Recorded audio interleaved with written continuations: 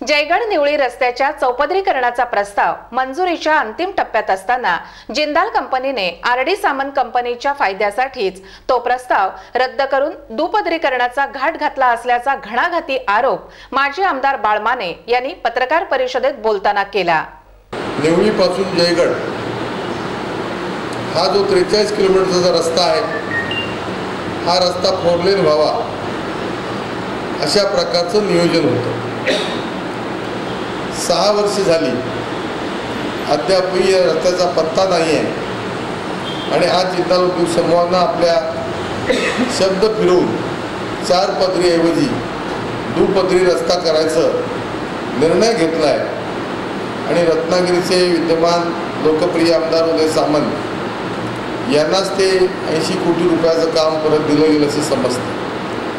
म्हणजे याचा अर्थ आज पुन्हा एकदा कॅप्टन VVK शर्मा आणि विद्यमान लोकप्रिय आमदार उदय सामंत यांची ही जिंदाल उद्योग समूहाची मिलीजुली भगत आहे आणि त्यामुळे आज दुपदरी रस्ता जो काय होऊ घातलेला आहे याचा अर्थ अस्तित्वातच रस्ता जो आहे तो डांबरीकरण करण्याचं हे धोरण आहे।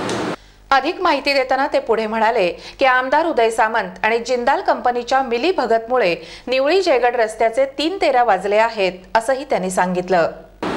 झालेल्या विलंबाला जबाबदार कोण आणि 6 वर्षानंतर जर हा निर्णय घ्यायचा होता तर 6 वर्षापूर्वी हा निर्णय तो रस्ता का केला नाही अशा प्रकारचा अनेकांना माझ्यासह प्रश्न आहे आणि म्हणून या रस्ता चौपदरी झाला पाहिजे ही आमची भूमिका आहे। दरम्यान आपण याबाबत मुख्यमंत्री नामदार देवेंद्र फडणवीस यांच्याकडे लेखी तक्रार करणार असल्याचं माजी आमदार बाळमाने यांनी पत्रकार परिषदेत बोलताना सांगितलं। खरं तर आज वाहतूक मोठ्या प्रमाणात त्याच्यावरती वाढलेली आहे। मुंबई गोवा राष्ट्रीय महामार्ग 4 पदरी होतोय, रत्नागिरी कोल्हापूर नागपूर रस्ता 4 पदरी होतोय। अशा वेळेला मोठ्या प्रमाणात अवजड वाहनं कंटेनर हे निर्यातीच्या दृष्टीनं निवळीपर्यंत या गोवा मुंबई रस्त्यावरून येतील किंवा नागपूर कोल्हापूर रस्त्यावरून रत्नागिरी रस्त्यावरून निवळीपर्यंत येतील आणि आयात असलेला माल आणि निर्यात असलेला माल ह्या जिंदाल उद्योग समूहाच्या बंदरातून जात असताना निवळी जयगड मार्गावर सुद्धा मोठ्या प्रमाणात वाहतुकीचा खोळंबानी अपघात होण्याची शक्यता आहे आणि म्हणून आज हे विद्यमान आमदार उदय सामंत कॅप्टन VVK शर्मा यांची ही मिलीजुली भगत जी आहे या संदर्भात आम्ही माननीय मुख्यमंत्री केंद्र सरकार यांच्याकडे या संदर्भात तक्रार करणार आहोत। जिल्हाधिकारी राधाकृष्णन बी यांनी अनधिकृत उत्खनन प्रकरणी जिंदाल कंपनीला ठोठावलेला 53 कोटींचा दंड कोकण विभागाचे उपायुक्त कसे काय माफ करू शकतात याबाबतही आपण महसूल मंत्री नामदार एकनाथ खडसे यांच्याकडे तक्रार करणार असल्याचं बाळमाने यांनी सांगितलं। गौण खनिजच्या दंडाच्या संदर्भाची सखोल चौकशी व्हावी, आवश्यकता वाटल्यास सगळे जमीन व्यवहार सुद्धा जे खरेदी विक्रीचे आहेत याच्याकरता सेवानिवृत्त न्यायाधीशाच्या माध्यमातून उच्च न्यायालयाच्या याची चौकशी व्हावी आवश्यकता आहे। माजी आमदार बाळमाने यांनी जिंदाल कंपनीच्या कारभारावर पत्रकार परिषदेत हल्ला चढवला।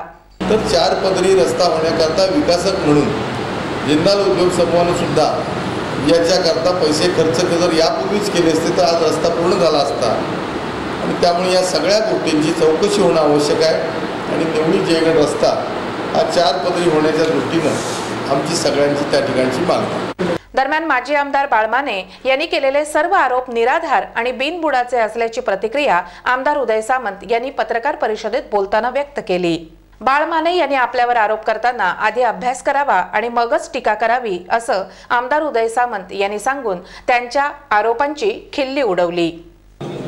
बाळमानेंचा राजकीय निवडणुकांमध्ये 5 वेळा सलग पराभव झाल्यामुळे ते फार विनोदी बनलेले आहेत। पहिली गोष्ट, जे काम आरडी सामंत प्रायव्हेट लिमिटेडला मिळालेलं आहे त्याच्यामध्ये मी स्वतः डायरेक्टर पण नाही, मी त्याच्यामध्ये फक्त शेअर होल्डर आहे नंबर 1 आणि टेंडर भरून मिळवलेलं हे काम आहे। कदाचित असं असू शकतं की या टेंडरमध्ये स्वतः बाळासाहेबांनी शिफारस केलेली कुठलीतरी कंपनी असू शकते आणि त्याला ते निगोशिएशनमध्ये काम मिळालं नसल्यामुळं त्यांना जसं निवडणुकीमध्ये नैराश्य आले तसंच नैराश्य आल्यामुळं केलेले त्यांनी आरोप आहेत आणि त्यांच्या आरोपाला मी काय किंमत देत नाही।